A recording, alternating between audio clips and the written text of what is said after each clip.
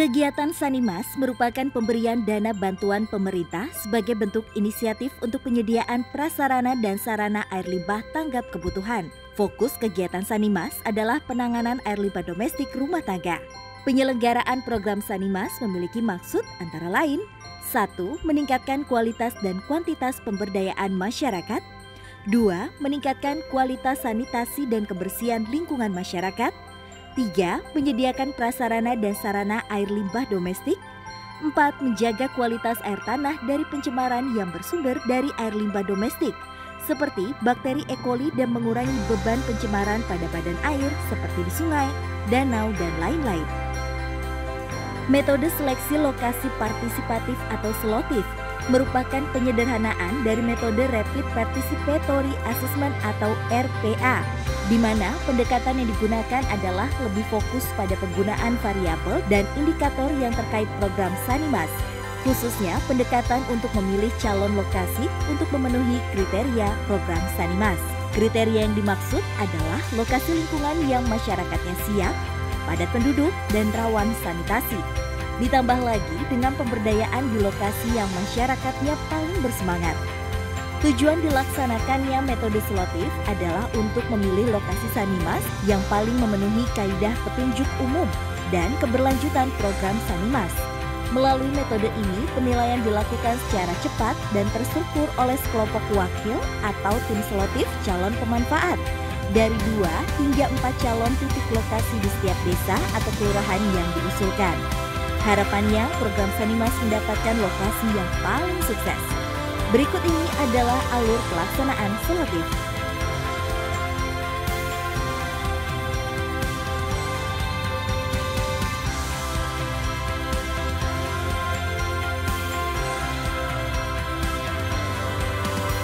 Alat dan bahan atau media yang diperlukan untuk kegiatan SLOTIF antara lain: peta kondisi existing sanitasi di lokasi, daftar pertanyaan atau kuesioner indikator variabel 1, dan alat-alat bantu lainnya yang diperlukan, seperti kertas lebar atau plano, spidol besar atau kecil aneka warna, lem atau perekat, selotip, gunting, alat tulis, dan lain-lain. Kegiatan yang dilakukan dapat direkam sedemikian rupa sebagai bukti dokumentasi kegiatan yang dapat dipergunakan untuk melengkapi laporan. Setiap calon titik lokasi mengirimkan perwakilan sebagai anggota tim SLOTIF yang ditunjuk melalui forum rembuk warga di setiap titik lokasi. Jumlah anggota tim disesuaikan kebutuhan. Tim SLOTIF yang terbentuk wajib mendapatkan penguatan kapasitas sebagai pemandu oleh TFL.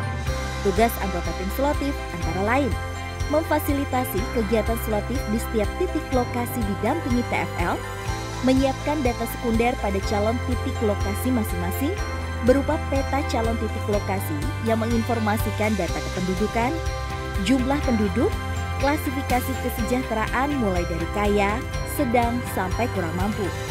Lalu data akses sanitasi yang meliputi kepemilikan jamban rumah tangga, jamban sanitair, jamban non-sanitasi, dan kepemilikan jamban bertangki septic tank yang memenuhi syarat struktur kedap air. Data sarana dan prasarana sanitasi umum, MCK umum, TPS, dan titik-titik lokasi pembuangan air limbah atau genangan dari kamar mandi dan tempat cuci rumah tangga, akses air bersih, kepemilikan sumber air yang meliputi sumur dangkal, PDAM, dan mata air swadaya. Data akses kesehatan meliputi informasi seputar puskesmas dan posyandu. Melakukan analisa, scoring, dan penilaian tiap calon titik lokasi atau variabel dan indikator penilaian. Memfasilitasi rembuk warga tentang penetapan titik lokasi dan mengumumkan lokasi terpilih dengan ditandatanganinya berita acara penetapan titik lokasi. Berita acara penetapan titik lokasi sebagai peringkat prioritas penanganan masalah sanitasi diverifikasi oleh TFL untuk disampaikan kepada kuasa pengguna anggaran dan PPK atau SKPD.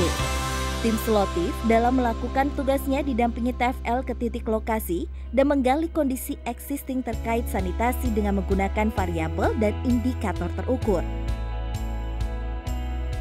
Waktu pelaksanaan SLOTIF harus dilakukan secara serentak dalam satu waktu oleh tim SLOTIF di setiap titik lokasi dengan didampingi TFL.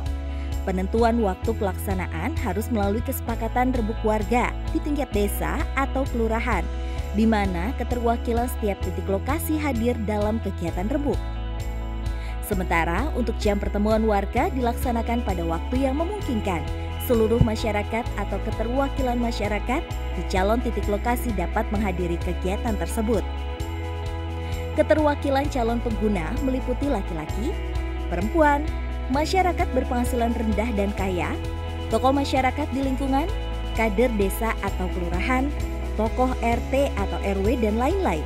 Contohnya, pukul 14 sampai 18 waktu Indonesia Barat. Sedangkan kegiatan kunjungan lapangan atau transek walk untuk mengkaji kondisi fisik calon titik lokasi dapat dilakukan mulai pagi hari.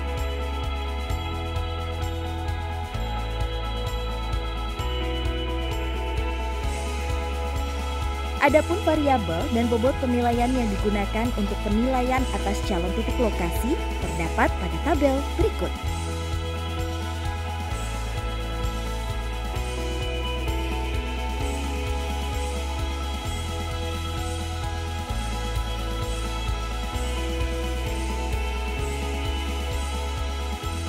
Pemetaan sosial adalah kegiatan partisipatif untuk penggambaran masyarakat terkait kondisi terkini dan masalah sosial dengan pengumpulan data dan informasi di lapangan.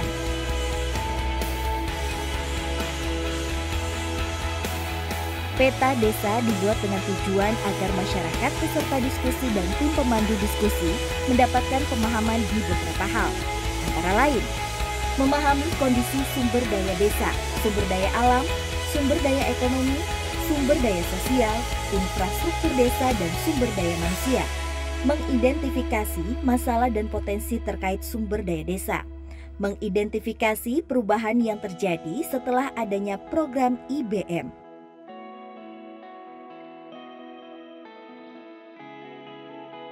Kegiatan pemetaan sosial ini menghasilkan antara lain peta yang menggambarkan kondisi sumber daya desa serta keterangan simbol-simbolnya. Daftar masalah dan potensi yang diangkat dari pembahasan peta desa. Daftar keberhasilan atau belum berhasilnya program berdasarkan lokasi kejadian.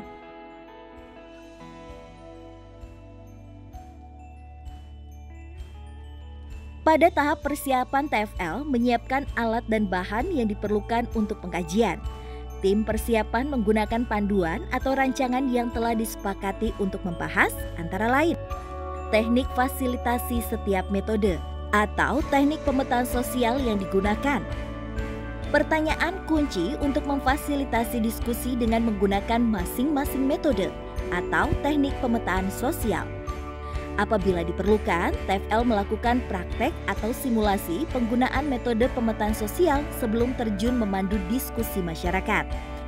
Tim persiapan membahas masalah dan potensi desa yang bisa muncul dalam setiap penggunaan metode atau teknik pemetaan sosial.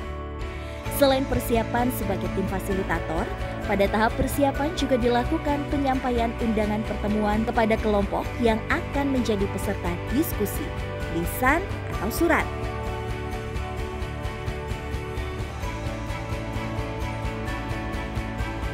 Proses atau tahapan kegiatan dalam pemetaan sosial adalah sebagai berikut. 1. Minimal sehari sebelum proses pemetaan, berdiskusi dengan wakil masyarakat mengenai kelurahan atau desa yang akan dipetakan. Dalam beberapa kasus, gambaran peta secara umum. Diskusikan pula tentang sistem penyediaan air bersih baik yang tradisional maupun yang baru, serta rumah keluarga kaya, menengah maupun miskin berdasarkan kriteria yang telah dibuat pada saat klasifikasi kesejahteraan. Kemudian pilih secara random 1 atau 2 RT atau RW atau lingkungan yang dipilih mewakili, baik dari keluarga mampu maupun tidak mampu. Pastikan warga yang akan ikut proses pemetaan berasal dari lokasi yang akan dipetakan, baik laki-laki atau perempuan, serta si kaya maupun miskin. 2. Idealnya acara diadakan di lokasi yang mudah diakses orang banyak, cukup penerangan, dan terlindungi dari gangguan cuaca. 3. Menjelaskan tujuan dari kegiatan ini, serta mengembangkan legenda yang akan digunakan dalam pemetaan ini, seperti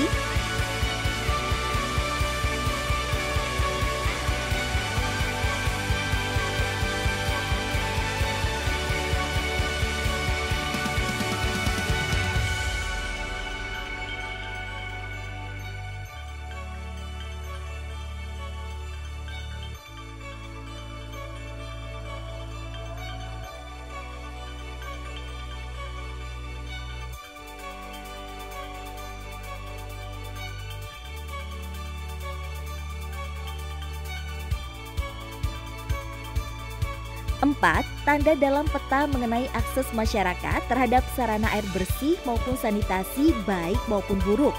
Perlu juga diketahui penyebabnya, kurang atau jauh dengan sumber air dan sebagainya. 5. Kelompok laki-laki dan perempuan secara gabungan atau terpisah tergantung hubungan gender. Menggambar peta permukiman setempat di atas kertas besar dan dapat dilakukan di atas lantai atau ditempel di papan, serta dilakukan di ruang terbuka. 6. Lakukan reproduksi atau menyalin hasil gambar peta ke dalam kertas setelah kegiatan selesai. 7. Kelompok diskusi memberi skor atau nilai mengenai keadaan akses terhadap sarana air bersih dan sanitasi. 8. Mengisi lembar isian, jumlah titik air dan fasilitas sanitasi dalam peta. 9. Peta tersebut gunakan oleh tim dan KSM untuk acuan kegiatan lanjutan, terutama untuk merencanakan jalur dan partisipan yang terlibat dalam transit walk. Hal-hal yang perlu diperhatikan pada proses pemetaan sosial antara lain: 1. Ada perwakilan dari masing-masing lokasi, RT, RW, atau banjar, baik laki-laki maupun perempuan, kelompok rentan sanitasi. 2. Media yang digunakan dapat memberikan keleluasaan bagi masyarakat untuk terlibat dalam kegiatan pemetaan, yakni media kertas, papan tulis, dan sebagainya. Cukup luas sehingga gambar atau simbol tidak terhentikan. 3. Pelaksanaan kegiatan dilakukan di ruang umum sehingga tiap orang mudah untuk hadir. 4. Ruang kegiatan terlindungi dari gangguan cuaca, angin, hujan, dan lain-lain. Jangan lupa buat terlebih dahulu simbol atau legenda yang disepakati oleh masyarakat.